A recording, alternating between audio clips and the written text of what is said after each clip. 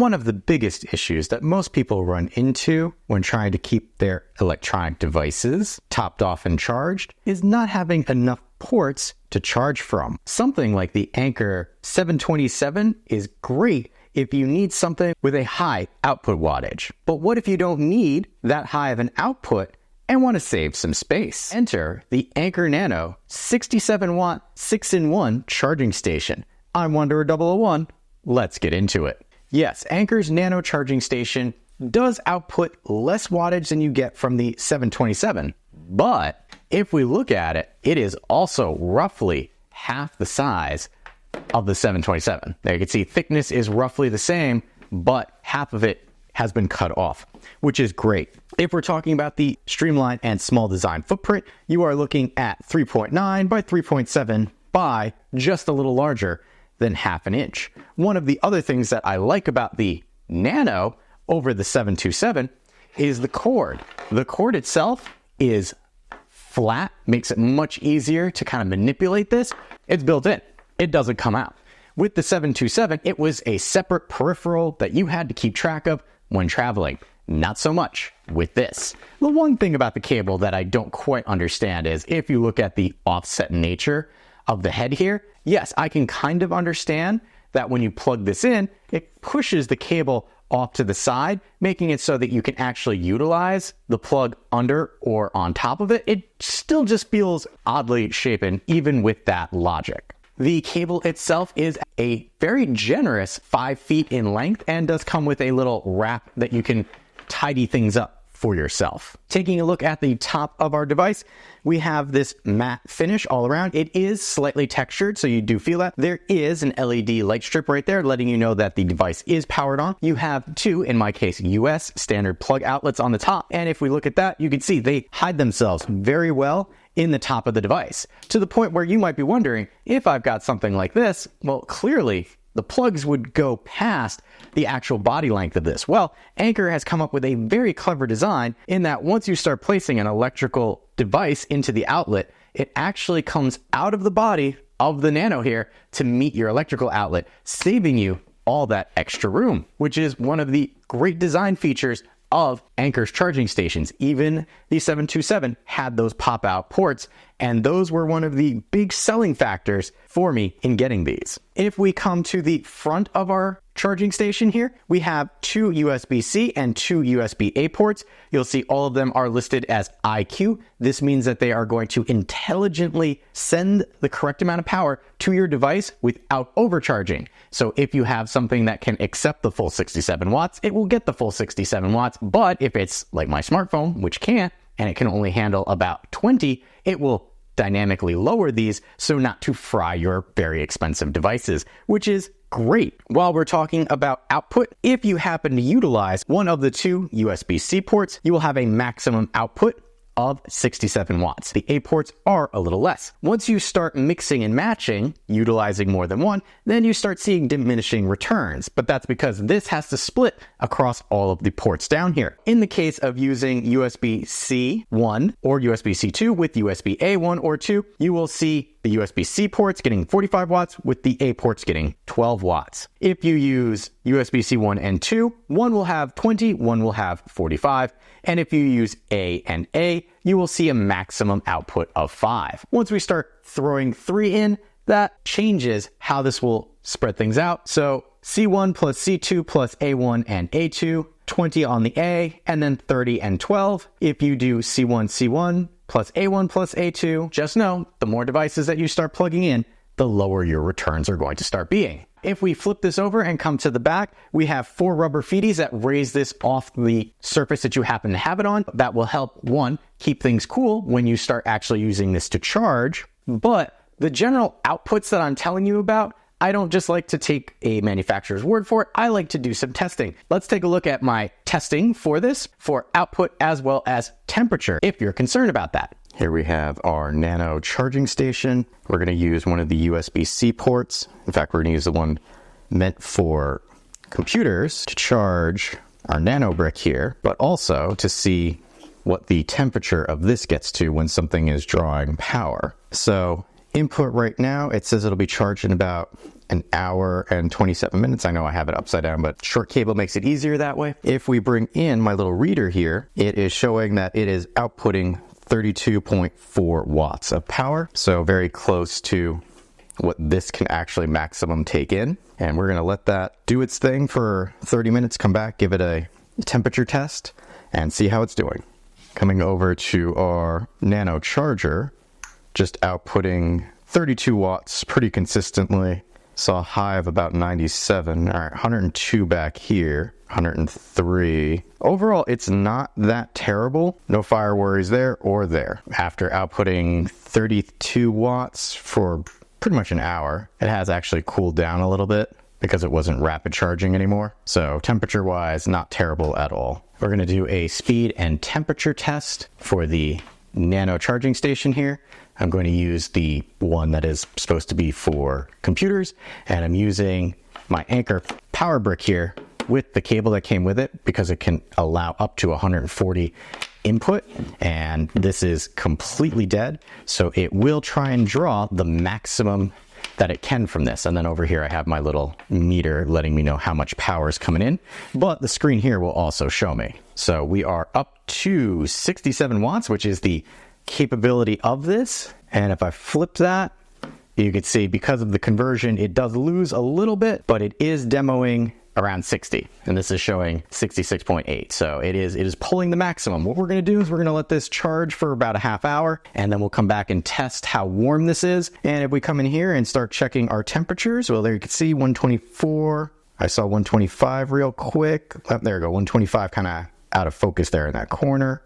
126 right there. It is getting warm and is a little warm to the touch, but it's not enough to really worry about. We're gonna flip this over just to see what the temperature on the back is. Yeah, about 120, yeah, 124 seems to be the max there. So all in all, not terrible for running this for 30 minutes. I'll let it go for a little longer. Power bank needs about another hour to charge, so I'll give it like 30 minutes and come back and see what it's like. After charging for an hour, again, maximum output, 67 watts. Come in here. Yeah, see now we're getting up to like 140. It's starting to get hotter, but it's still not terrible enough that's gonna cause an issue. If we flip it over to the back here, if I can get that to focus, ooh, 155 in the back. All right, so I do feel the table there. There is a little heat transfer. The nubs aren't quite high enough. As long as you don't have a flammable surface underneath, still be okay. This will be testing USB-C to USB-C output from the Anker station, and there we're seeing 37 watts. Now there is some conversion that's happening here because right there it's doing 41 watts. But if I do this without the tool, with this high capacity cable, goes up to 40. Plus I have some testing earlier on that was showing it was about 67. If I use a USB-A to USB-C, do that in, give that a moment, showing 10 watts. And then over here I'm getting 12. Granted, this battery is almost done charging, so we're not getting the views that we saw before when I was testing for the heat, but just wanted to put that in there. And just for a point of context, here's my meter showing 66.